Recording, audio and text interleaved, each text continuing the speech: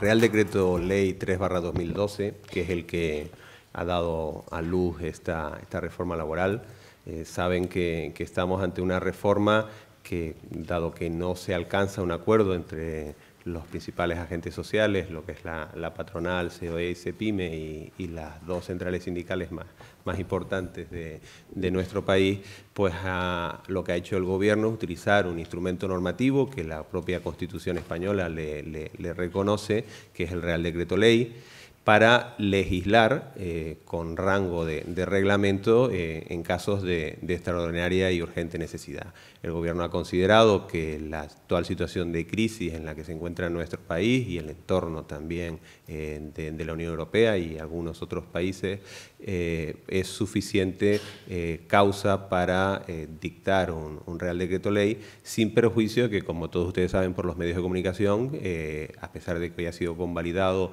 por el Parlamento, va a comenzar una tramitación parlamentaria, ¿no? Con lo cual este Real Decreto puede sufrir alguna transformación en esa tramitación parlamentaria en función de que prosperen o no algunas de las enmiendas que se presenten contra el mismo. Como bien ha dicho Francisco, el Real Decreto introduce un conjunto de medidas. La verdad que estamos hablando de una reforma claramente intensa. Se trata de buscar soluciones, a juicio del Gobierno, por caminos distintos a los que se estaba enfocando las anteriores reformas laborales. De los 5 eventos que recordaba yo, 4 de ellos que hemos tenido aquí han sido de reformas laborales, con lo cual ya de hecho se hacen ustedes la idea de que llevamos desde que comenzó la crisis, tanto este Gobierno como el anterior, acometiendo reformas todos los años, ¿no?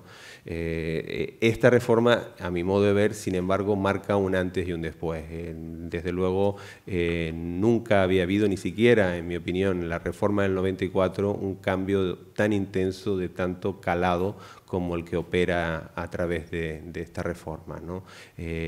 Es una reforma incluso que se ha llevado con un cuidado tremendo. En otras ocasiones los medios de comunicación ya transmitían qué era lo que se estaba cocinando por el Gobierno, y ya nos hacíamos una idea, los que ejercemos el derecho laboral, que efectivamente pues iban a haber cambios en un sentido o en otro. Sin embargo, esta ha sido una norma que, hasta que entró en vigor, hasta que la hemos leído en el Boletín Oficial del Estado, no hemos tenido conocimiento de la auténtica relevancia de lo que allí se incluía.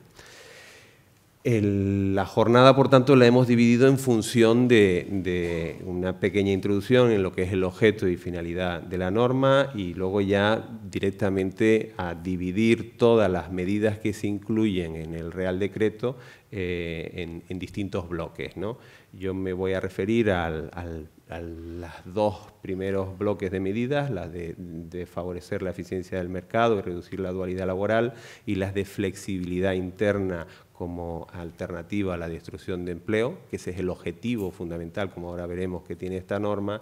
Y mi compañero se referirá a las medidas de contratación indefinida, el famoso contrato para el fomento de emprendedores, y las medidas para favorecer la empleabilidad de los trabajadores, sobre todo muchas medidas dirigidas a favorecer la formación en la empresa. Luego, muy brevemente, Leandro se referirá a otras disposiciones de interés que recoge el propio Real Decreto y que creemos que también deben ser conocidas como ustedes, como por ejemplo el límite de las indemnizaciones en el sector público.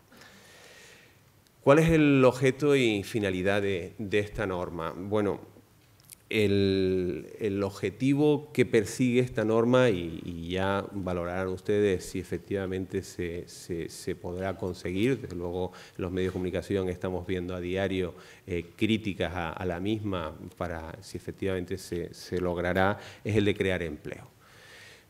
Partimos, si ustedes leen la exposición de motivos del Real Decreto de Ley, de unas cifras que son verdaderamente preocupantes. El incremento que ha tenido el desempleo en nuestro país en los últimos años, desde el comienzo de la crisis, es bárbaro. El 23% de la población activa está en esta situación, con una tasa de desempleo que no les oculto, porque ya lo saben, que es la más elevada de los países de la Unión Europea, ¿no?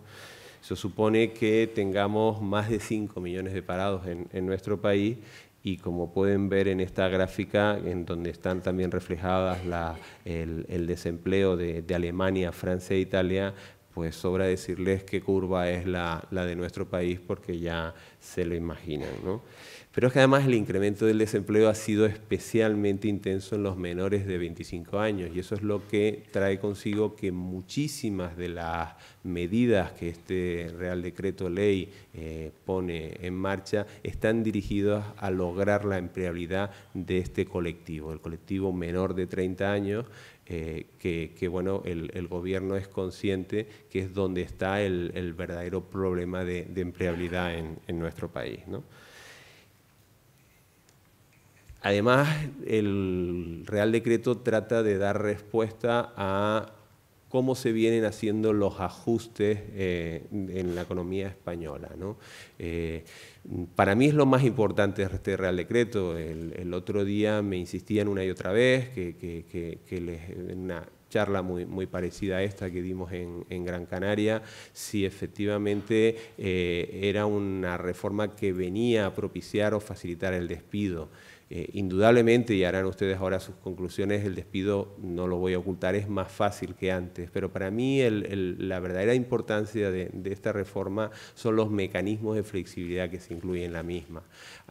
Para mí hay un antes y un después. Muchísimas decisiones empresariales que antes tenían una mayor dificultad de sacar adelante por las dificultades de lograr el acuerdo, ahora son medidas que se puede adoptar tras un periodo de negociación, sin duda, y que por nuestra parte siempre vamos a recomendar a las empresas que pongan en marcha, pero van a ser medidas que van a poder adoptar unilateralmente siempre y cuando tengan causa, ¿no?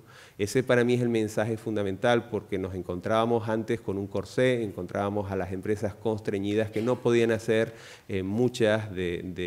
no podían adoptar muchas de las decisiones que necesitaban para ser competitivas, para ser productivas, porque desde luego no lograban ese acuerdo con sus representantes.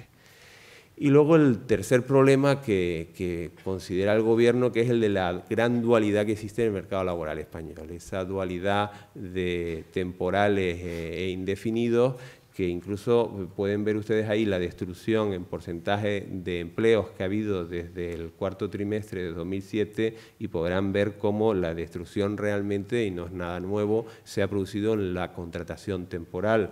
La gráfica de arriba, la curva de arriba, es la destrucción de empleo fijo que se ha producido, ¿no? Desde luego, eso dice mucho de cómo está configurado nuestro marco normativo, cómo está configurado la contratación, y eso es un poco lo que justifica la puesta en marcha de ese nuevo contrato de fomento para las empresas de menos de 50 trabajadores, que, como bien dice el Real Decreto Ley, son el 99,23% de las empresas de nuestro país. Es decir, ese contrato, que luego explicará Leandro, es un contrato que van a poder utilizar las empresas que suponen el 99% de las empresas, y los autónomos también de nuestro país. Partiendo, por tanto, de ese objetivo, pues el Real Decreto se estructura en estos 4 pilares, y ya sin más empiezo a hablarles el primero. Dentro de lo que son las medidas para favorecer la eficiencia en el mercado de trabajo, yo me voy a referir de una parte al nuevo régimen del despido colectivo, a lo que todos conocemos como expediente de regulación de empleo, y al nuevo régimen del despido disciplinario, ¿no? ¿Cuáles son los cambios que han operado aquí? Bueno, el principal cambio, en mi opinión, y que también crea un antes y un después, pues un cambio muy importante, tremendamente importante, es el de la eliminación de la autorización administrativa. Estamos hablando de despidos colectivos. Como todos ustedes saben, despidos colectivos son todos aquellos que se supera un determinado umbral. En empresas de menos de 100 trabajadores, el umbral es a partir de 10 trabajadores, estamos ante un despido colectivo. En empresas de más de 100 trabajadores, a partir del 10% de extinciones, estamos en un despido colectivo. Y en empresas de más de 300 trabajadores, a partir de 30 trabajadores, estamos en un despido colectivo. Bueno, hasta la entrada en vigor de la reforma, si una empresa quería extinguir contratos de trabajo por encima de ese umbral, necesariamente estaba obligada a tramitar un procedimiento administrativo ante la autoridad laboral. en nuestro caso, la Dirección General de Trabajo de la Consejería de Empleo, Industria y Comercio del Gobierno de Canarias. Se presentaba un expediente y ese expediente la autoridad laboral terminaba resolviéndolo en un sentido o en otro, pero terminaba resolviéndolo. Ahora no, desaparece. Es verdad que se mantiene, y ahora verán, el procedimiento inicial, es decir, esa tramitación inicial ante la autoridad laboral se mantiene, pero ya no es necesario, no es que ni es que sea necesario, ya no lo resuelve la autoridad laboral. Si hay acuerdo, la autoridad laboral lo autoriza, y si no hay acuerdo, será el empresario el que adopte la decisión definitiva. Por lo tanto, desde luego es una medida de calado enorme, porque quienes nos dedicamos al ejercicio del derecho del trabajo hemos podido comprobar en todos estos años la enorme dificultad de que la autoridad laboral te autorizase expedientes de regulación de empleos que no venían precedidos de un acuerdo. Ahora se puede perfectamente adoptar unilateralmente un expediente de regulación de empleo a pesar de que no haya acuerdo con la representación de los trabajadores, y esa decisión ya es una decisión ejecutiva.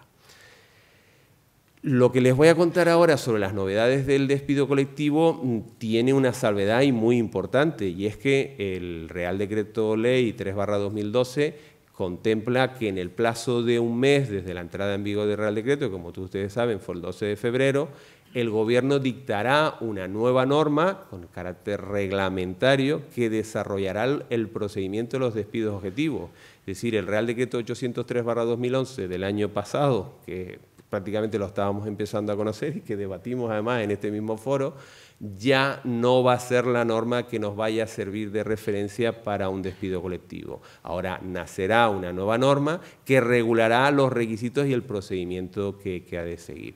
Sí intuimos por dónde van a ir los tiros, porque desde luego la reforma que se hace del artículo 51 nos sitúa bastante bien en cómo va a ser este procedimiento.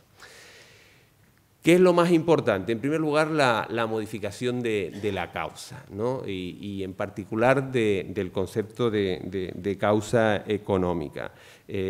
Hasta la entrada en vigor de la reforma ya había habido, como todos ustedes saben, por la Ley 35/2010, una modificación importante en el concepto de causa económica, pero introducía elementos que daban pie a la subjetividad.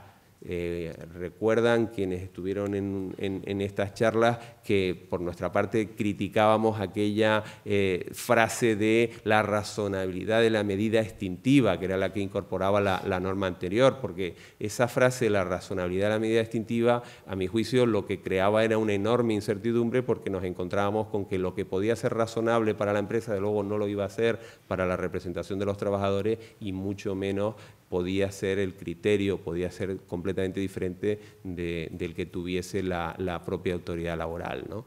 Ahora ya desaparece toda subjetividad de lo que es la definición de causas económicas, y hablamos de causas económicas cuando de los resultados de la situación económica se desprende una situación económica negativa en casos tales como la existencia de pérdidas actuales o previstas. Eso sí ya lo recogía la norma anterior, pero añade además la disminución persistente de su nivel de ingresos o ventas. Este término ventas es un término nuevo. Está pensando sobre todo en aquellas empresas en donde pudieran tener ingresos distintos, ingresos extraordinarios, que por tanto justifiquen una situación económica diferente, pero sí estén perdiendo, tengan una disminución persistente en sus ventas, que es su actividad principal, ¿no?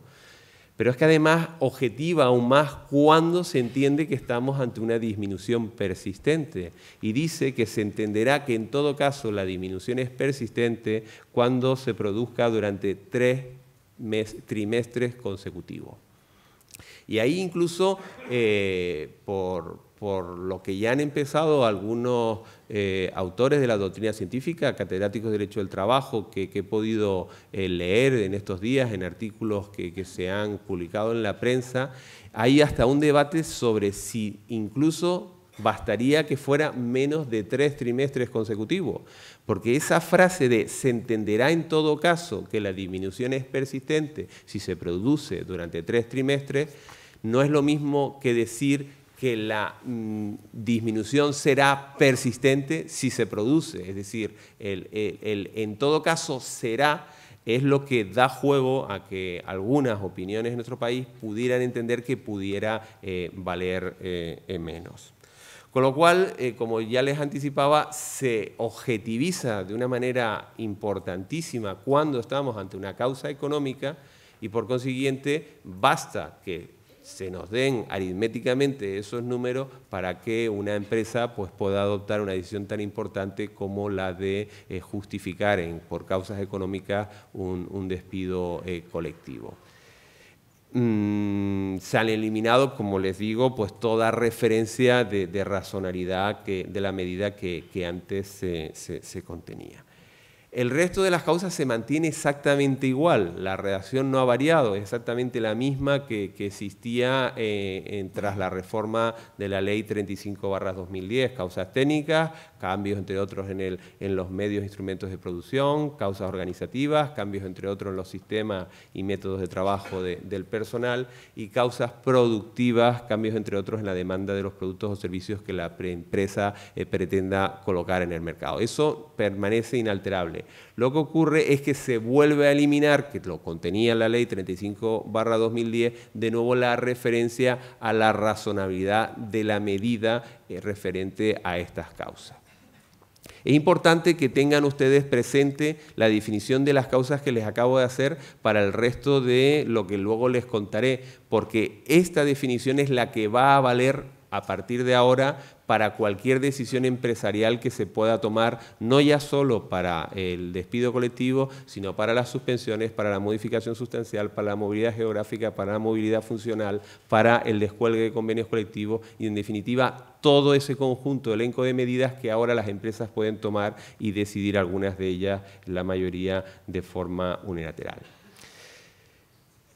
Continuamos. El procedimiento del despido colectivo. El procedimiento del despido colectivo básicamente empieza exactamente siendo lo mismo que era con anterioridad a la reforma. Es decir, hay que preparar un expediente, hay que adjuntar a ese expediente pues todo un conjunto de documentación que incluso el reglamento que ahora saldrá supongo que completará, causas del despido, número y clasificación profesional de los trabajadores afectados, número y clasificación profesional de los trabajadores empleados habitualmente en el último año, periodo para la realización de los despidos, criterios de designación de los afectados, todo eso antes había que ponerlo y ahora se continuará teniendo que incluir en el expediente. Habrá que adjuntar una memoria justificativa de las causas, tampoco desaparece. Habrá que preparar ese documento razonado, justificado, motivado, donde se explique cuáles son las causas que justifican la medida. Y todo eso hay que presentarlo ante la autoridad laboral. La autoridad laboral recibirá, como pueden ver en este esquema, el expediente de regulación de empleo, comunicará a lo que pongo ahí SPEE, es decir, a la entidad gestora del Servicio Público de Empleo, que efectivamente se ha presentado un expediente por la empresa X y que afectaría a tantos trabajadores, y le dará una copia de ese informe a la Inspección de Trabajo. Aquí lo que cambia es el plazo que tiene el inspector de trabajo para emitir el informe. Después de la ley 35/2010, el plazo que tenía era un plazo de 10 días, ahora se aumenta a un plazo de 15 días. Con lo cual, sigue siendo hasta ahí exactamente igual.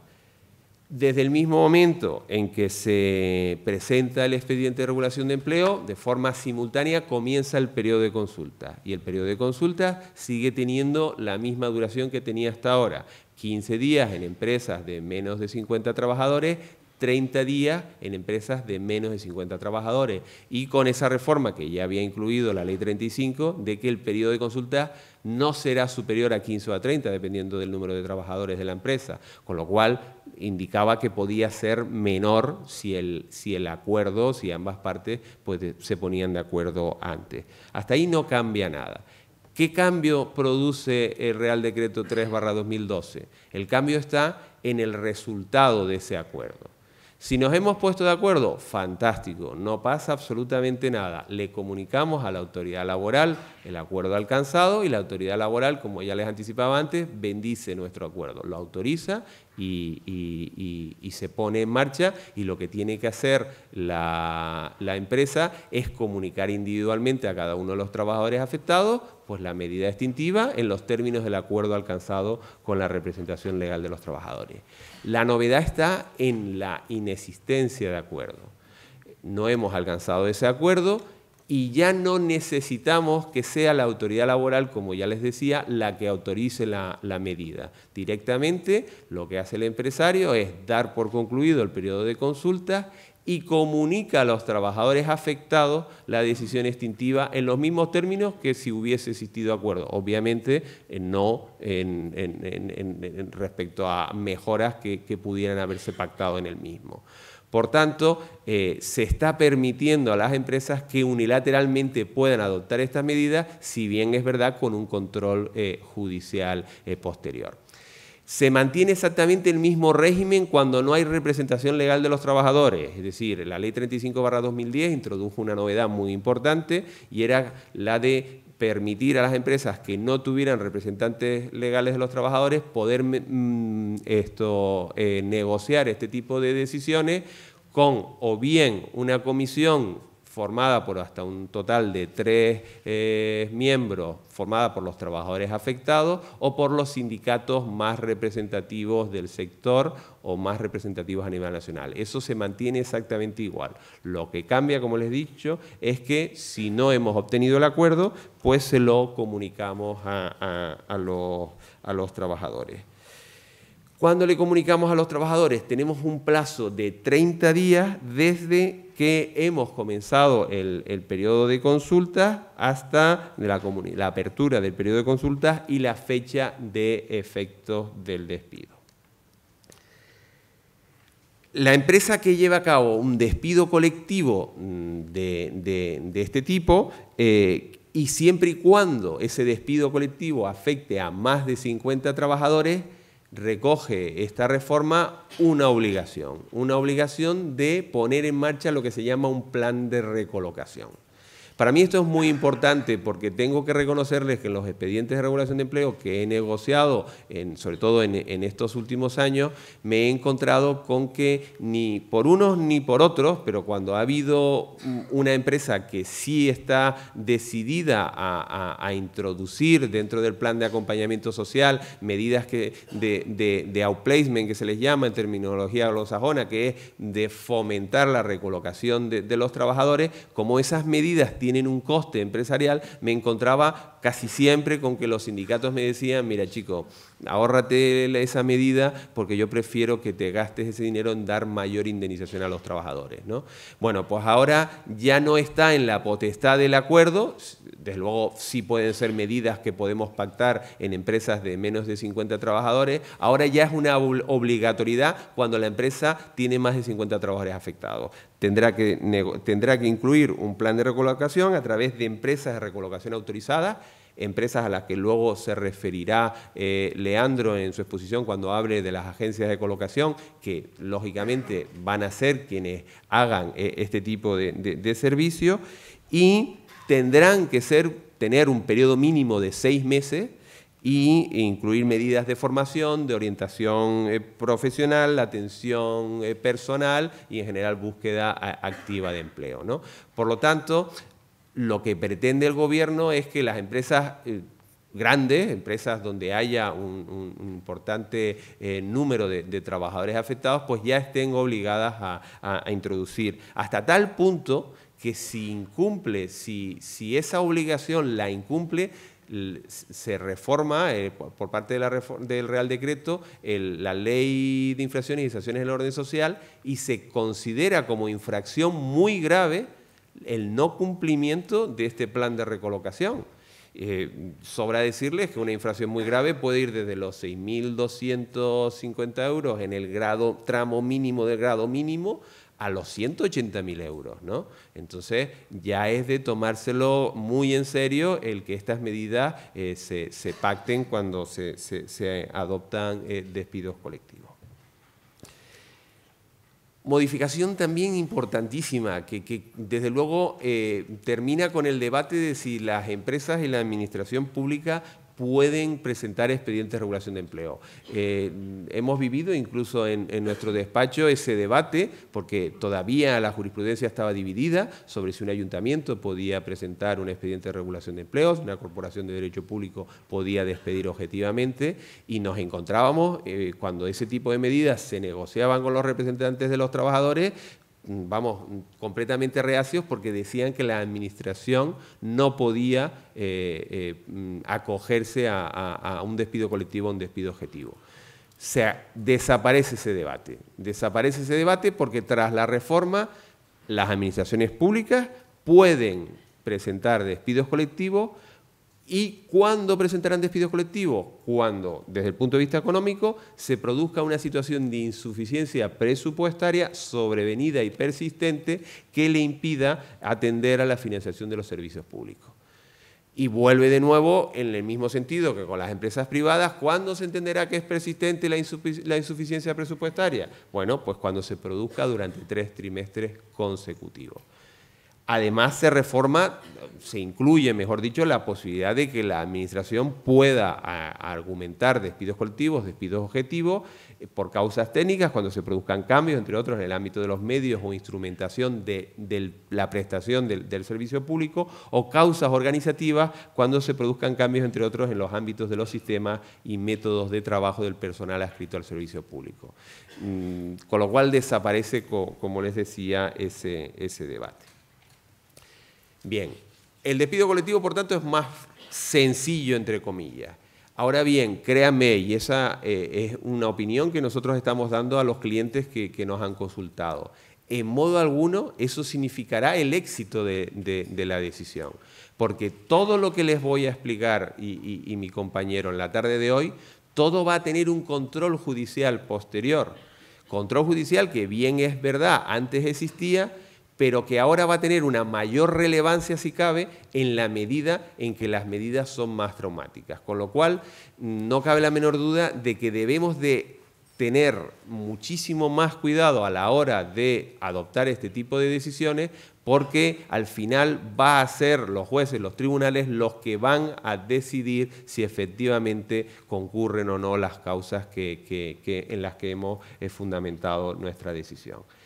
¿Cuál es ese procedimiento? Bueno, en el caso de la impugnación de los despidos colectivos nos podemos encontrar con que puede haber una acción individual, es decir, cualquier trabajador afectado puede impugnar individualmente esa medida porque considere que no es ajustada, pero se introduce, hay una reforma de la recientísima ley reguladora de la jurisdicción social. Esta ley, como muchos de ustedes saben, entró en vigor el pasado 11 de diciembre, o sea, es que es tremendo, o sea, el 11 de diciembre entra en vigor una nueva ley que regula el procedimiento laboral y ya nos encontramos en febrero que se está modificando, ¿no? Bueno, pues se introduce un nuevo procedimiento que es el de impugnación colectiva de estas medidas y que en este esquema he tratado de resumir. Lo más importante de este procedimiento, que se regula ahora en el artículo 124 de la Ley Reguladora de la Jurisdicción Social, es que se tramita ante la Sala de lo Social del Tribunal Superior de Justicia. Eso va a suponer, además con la agilidad que ahora les explicaré, con la que el Gobierno ha querido que se tramite este procedimiento, va a crear sentencias muy pronto, y sentencias que incluso podamos llamar si me permiten la expresión, jurisprudencia menor. ¿Por qué? Porque al tramitarse directamente ante la sala, pues serán las salas las que empiecen a dar su parecer sobre este tipo de medidas.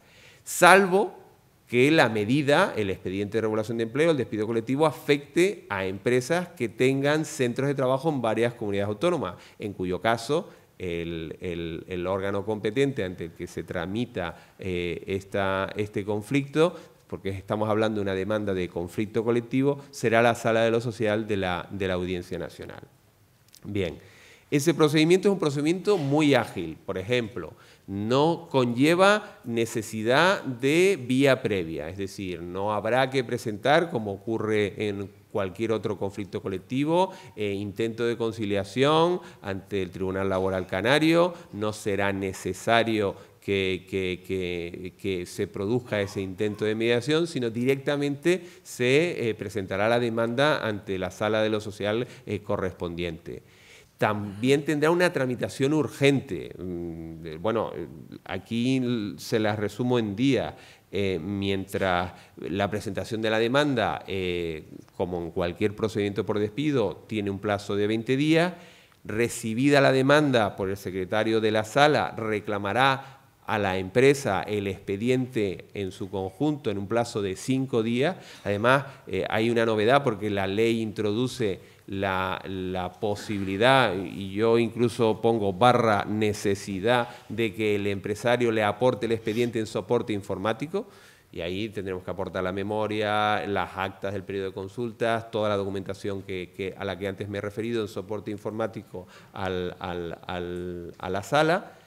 En 15 días se dirigirá la sala a los trabajadores afectados por el expediente de regulación de empleo para que les notifiquen su domicilio, porque estamos hablando de una acción que como acción colectiva interrumpe el plazo de cualquier acción individual. Es decir, si se da la circunstancia de que un trabajador individualmente presenta la demanda y al mismo tiempo el comité presenta el conflicto colectivo, se suspenderá la tramitación de la acción individual y solamente se tramitará el conflicto colectivo. Y la sentencia que se dicte en el conflicto colectivo ya decidirá todos los despidos de todos los trabajadores, con lo cual el procedimiento individual ya no se celebrará, ¿no? ¿Y qué es lo que además recoge la reforma? Pues nada, que obliga a la sala a recabar el domicilio de los trabajadores afectados para que luego esa sentencia se la notifique a todos ellos. Además, el secretario tiene un plazo de 10 días para citar a las partes a juicio, y juicio que se celebrará en el plazo de 15 días desde la presentación de la demanda. Con lo cual, entre días festivos y algunas festividades locales o a nivel nacional que pudieran haber en un mes, nos podemos encontrar con que un despido colectivo se empieza un día 1 de un determinado mes, se concluye el día 30 de ese mes y un mes y medio más tarde, a todo reventar, ya estamos celebrando el juicio. Esa agilidad es muy importante porque no cabe la menor duda, si se cumple, porque ya los que nos dedicamos al ejercicio ya sabemos de otras acciones como las del procedimiento electoral, etcétera, que desgraciadamente tienen plazos parecidos y rara vez se cumple. Si se cumple, indudablemente lo que va a provocar es que, bueno, por lo menos medidas tan traumáticas como esta tengan un control judicial pues casi inmediato, ¿no? Sin perjuicio que, como es lógico, contra la sentencia que allí se dicte va a caber recurso de casación en vía ordinaria ante el Tribunal Supremo. ¿Cuál es el resultado de esa sentencia? La sentencia que allí se dicte puede tener 3 pronunciamientos distintos. Que declare que el despido colectivo es ajustado a derecho, es decir, señor empresario, pues es verdad, concurre una causa económica, concurre una causa productiva y por lo tanto tiene usted derecho a ponerla en marcha. Que declare que el despido colectivo es nulo, eso es cuando se considere que ha sido, como no podía ser de otra manera, adoptada en vulneración de derechos fundamentales, o bien con fraude, dolo, coacción o abuso de derecho. Es decir, cuando en esa negociación pues, hemos engañado, hemos hecho un fraude de ley. También cuando no se haya, dice el nuevo artículo 124, respetado lo previsto en el artículo 51.2 en materia del periodo de consulta o el 51.7 cuando se trate de expedientes por fuerza mayor. Y en tercer lugar, el tercer fallo que podría tener esa sentencia es que declare que el despido colectivo no es ajustado a derecho y por lo tanto entienda que pese a que la tramitación no vulnera ningún derecho, no hay abuso, no hay coacción, sin embargo no ha quedado suficientemente acreditada la causa que ha alegado la empresa para fundamentarlo. En cuanto a los despidos objetivos, la acción es exactamente igual a la que ya existía, tramitación de una acción por despido, un plazo de 20 días y la sentencia pues declarará procedente, improcedente o nulo la medida. Otra de las modificaciones que en materia de despidos colectivos hace la reforma se refiere a las empresas o grupos de empresas de más de 500 trabajadores que hubiesen presentado expedientes de regulación de empleo y tuviesen beneficio. La empresa, ya la Ley 27/2011 incluía la obligatoriedad de hacer unas aportaciones al Tesoro Público, y ahora aquí lo que se viene a modificar es que estas aportaciones son obligatorias cuando sean realizadas por empresas que empleen a más de 500 trabajadores, afecten al menos a trabajadores de 50 o más años de edad, y que, aun concurriendo las causas económicas, técnicas, organizativas o de producción en las que se fundamente la medida, hayan tenido beneficios. La novedad también que introduce aquí la reforma es que si el despido colectivo implica la cesación total de la actividad, se pueden introducir mecanismos de aseguramiento, de medidas cautelares para asegurar el cobro de esa aportación por el Tesoro Público. Muy brevemente aquí, para no alargarme más, señalarles que se introduce, como no podía ser de otra manera, un régimen transitorio, es decir, todos aquellos expedientes de regulación de empleo que estuviesen en tramitación durante la entrada en vigor de la reforma se regirán por la normativa anterior, e incluso aquellos que hayan sido resueltos y que por lo tanto estamos en vías de cumplimiento de lo acordado en esos expedientes, también su posible impugnación se regirá, como no puede ser de otra manera, por la normativa que estuviese en vigor cuando se dictó la resolución del expediente. Con lo cual entraríamos dentro de este bloque relativo al despido, las medidas que afecten al despido disciplinario, ¿no? Y esto ha sido probablemente lo que más revuelo ha formado y de lo que los medios de comunicación pues, continuamente no han parado de informar. Aquí la novedad, como todos ustedes ya saben, porque ya es bastante conocido, es la modificación del importe de la indemnización por despido disciplinario. El importe de la indemnización de 45 días con el límite de 42 mensualidades ya desaparece de nuestro ordenamiento.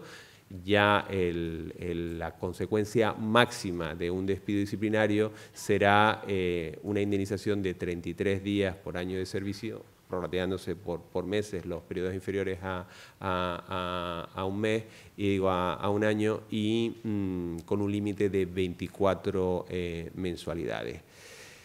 La siguiente novedad, como todos ustedes saben, es la eliminación de los salarios de tramitación. Desaparecen los salarios salvo que se opte por la readmisión del trabajador o la improcedencia sea de un representante de los trabajadores, en cuyo caso también hay salarios de tramitación. En todos los demás casos desaparece el concepto de salarios de trámite, con lo cual el despido causa derecho a las prestaciones por desempleo sin necesidad de su impugnación desde el mismo momento en que se produce. Desaparece igualmente el despido exprés, ya no es necesario, junto con el despido, reconocer la improcedencia y consignar en el juzgado en el plazo de 48 horas el importe de la indemnización. Como han desaparecido los salarios de tramitación, ya no tiene ningún sentido. Y aquí recomendarles, porque es lo que desde luego nosotros del despacho estamos aconsejando a nuestros clientes, que acudan a los servicios de conciliación administrativa en cualquier despido que efectúen. Es más, las consultas que hemos hecho a la Dirección General Tributaria van en ese sentido. Al desaparecer el despido exprés, al desaparecer esa posibilidad de acordar entre la empresa y el trabajador el reconocimiento de la improcedencia, todo induce a pensar que si queremos tener la seguridad de que el importe de la indemnización que pactemos con el trabajador esté exento de tributación, la seguridad solamente la vamos a alcanzar acudiendo al servicio de mediación y arbitraje y, lógicamente, transando en el servicio de mediación y arbitraje en el CEMAC ese despido. Eso va a sobrecargar de una manera impresionante los servicios de mediación, porque si algo había conseguido las reformas anteriores es evitar que esa peregrinación de cada despido al servicio correspondiente, pero desde luego todo apunta, salvo que en esa tramitación parlamentaria se aclare, a que todos los despidos acaben teniendo que ser necesariamente transados ahí. Lo más importante del despido disciplinario no es solamente eso, lo más importante en mi opinión es cómo calculamos las indemnizaciones a partir de ahora, porque efectivamente el Real Decreto viene a recoger un régimen transitorio en la disposición transitoria quinta de cómo debemos de calcular esas indemnizaciones, ¿no? Entonces, está claro, cuando el trabajador tiene una antigüedad anterior, es decir, su contrato había sido contratado con anterioridad a la reforma laboral, que serán el 99,9% de los trabajadores de nuestro país, pues a partir de ahora, para calcular su indemnización por despido, tenemos que hacerlo en dos tramos distintos. Un primer tramo será el cálculo de indemnización desde la fecha de antigüedad del trabajador hasta la fecha de entrada en vigor de la reforma, es decir, el 12 de febrero de 2012, ahí calcularemos ese tramo y lo haremos a razón de 45 días por año con un límite de 42 mensualidades. Y un segundo tramo es el que haremos desde el 12 de febrero de 2012 hasta la fecha del despido de la decisión extintiva que se puede producir pues 2013, 2014, 2015 o el año que sea. Y ese segundo tramo lo haremos a 33 días con un límite de 24 mensualidades. Vale, hasta ahí parece que no hay duda. El problema está con los límites. ¿Cuándo aplico un límite de 42? ¿Cuándo aplico un límite de 24? Bueno, pues en ese caso lo que viene a decir la disposición transitoria quinta es lo siguiente. Dice, el importe indemnizatorio resultante no podrá ser superior a 720 días. A mí me llama la atención que aquí utilice el término día cuando hemos estado hablando de meses en el párrafo anterior, salvo que el cálculo de la indemnización por el periodo anterior a la entrada en vigor de la norma ya resultase un número superior de días, en cuyo caso se aplicará este. Y yo se los he querido explicar aquí, y espero que se vea bien, en tres ejemplos. El primer supuesto que yo les he puesto aquí sería el cálculo de una indemnización de un trabajador que empezó a prestar servicios el 20 de febrero de 1980 y que es despedido el 20 de febrero de 2013, del año que viene. Ese señor, en el momento de la entrada en vigor de la reforma, ya está topado con las 42 mensualidades. Con lo cual, lo que viene a decir la reforma, en el fondo, no es ninguna novedad. Es que, aunque no hubiera reforma, la indemnización que le correspondía iba a seguir siendo de 42 mensualidades porque, desde luego, la normativa anterior lo topaba igualmente en las 42 mensualidades. Con lo cual, yo ahí he calculado, he tomado un salario muy alto para que las cifras se entendieran. He calculado lo que son las 42 mensualidades, me salen 252.000 euros. He puesto lo que sería la indemnización si la hubiésemos calculado en los dos tramos, pero al final la indemnización que le correspondería a este señor sería la de 252.000, es decir, la de las 42 mensualidades. El segundo caso que les he puesto aquí es un trabajador con antigüedad anterior a 1996. Este señor, en el momento de la entrada en vigor de la reforma, tiene el cálculo de ese primer tramo que antes les he explicado, es superior a los 720 días, es superior a las 24 mensualidades. Y ese es el tope que va a tener el cálculo de su indemnización. Dicho de otra manera, cualquier contrato con antigüedad anterior a 1996 no va a haber incrementada su indemnización con el paso del tiempo. Da igual que lo despidan en el 2012, que lo despidan en el 2014, que lo despidan en el 2025, que dado que a la entrada en vigor del Real Decreto, es decir, dado que el 12 de febrero de 2012 el importe de la indemnización a la que tenía derecho era superior a los 720 días, se queda topado en ese importe de la indemnización. He calculado en este caso, el tope eran 720 días, 144.000 euros, la indemnización que le correspondía antes de entrar en vigor la reforma era de 162.000, la indemnización que yo he calculado después de la reforma en el primer tramo le corresponderían 153.720 euros, ese es el tope, esa será la indemnización que le corresponda. Y luego ya el tercer supuesto que les he puesto es ya un trabajador con una antigüedad superior a 1996, en este caso puse 20 de febrero del 2005, que ahí el cálculo de la indemnización en el primer tramo es inferior a los 720 días y ahí, por tanto, sí se tomará la suma de los dos tramos, que aunque he puesto ahí 76.920, realmente me he equivocado porque son 63 más 6, 73.720. Luego ya si tienen alguna duda en el coloquio, pues si acaso se las explico mejor. También en materia de despidos individuales se producen dos importantísimas reformas en el despido objetivo por ineptitud sobrevenida y en la regulación del absentismo. En el despido objetivo por ineptitud sobrevenida cambia por completo el concepto, hasta tal punto que tengo mis dudas de en algunos casos que la jurisprudencia venía entendiendo que había ineptitud sobrevenida si se mantendrá. Y a partir de ahora el empresario no podrá acogerse a esta modalidad de despido objetivo si previamente no ha ofrecido al trabajador una formación, un curso dirigido a facilitar la adaptación a las modificaciones de su puesto de trabajo. Desde luego, si ese curso se lo da y al final el trabajador, pues, curso que como mínimo tiene que tener una duración de 2 meses, si luego al final el trabajador no se adapta, pues el empresario podrá al final adoptar la medida extintiva.